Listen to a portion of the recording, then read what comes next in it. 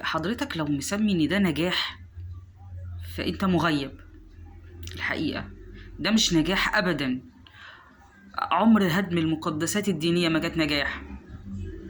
عمر بلد الحرمين الشريفين مكة والمدينة لما تجيب فيهم رقصات عريانة وأغاني وموبقات زي اللي احنا شفناها دي، عمر ده ما كان نجاح أبدا. عمر ده ما كان تفوق أبدا.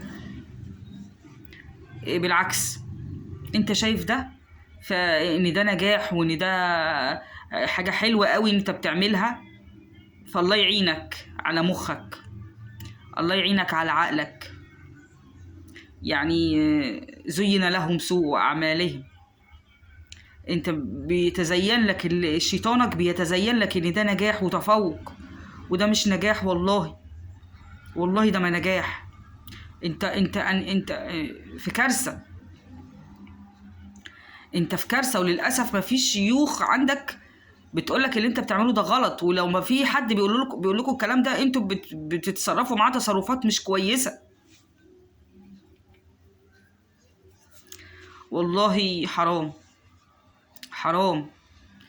إيه، انت تظن انك انت بتحسن عملا،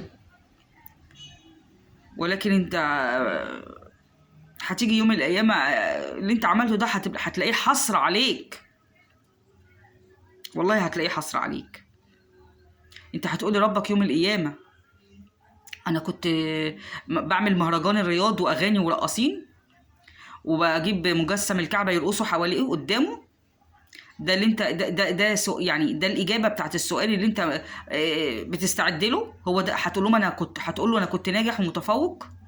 لا والله، لا والله يا مسكين. ده والله يا مسكين، ده قمة الكفر والإلحاد وإنك أنت بتهين بيت الله الحرام. إهانة فظيعة لبيت الله الحرام إنك تجيب مجسم الكعبة. طب أنت جبت رقصات وأغاني ومطربات أمريكيات وحاجة، ليه؟ طب بتجيب بالشاشة بتاعت مجسم الكعبة قدام ليه؟ يعني إيه المغزى يعني؟ طب ما انت بتجيبهم ومن غير ما تحط مجسم الكعبة. يعني ليه مجسم الكعبة؟ يعني انت يعني ليك دلالة في حاجة زي دي؟ اكيد ليك دلالة في حاجة زي دي، وإلا ما كنتش جبت مجسم الكعبة قدام الرقصات العرايا. اكيد الكلام ده كده مش هباء يعني.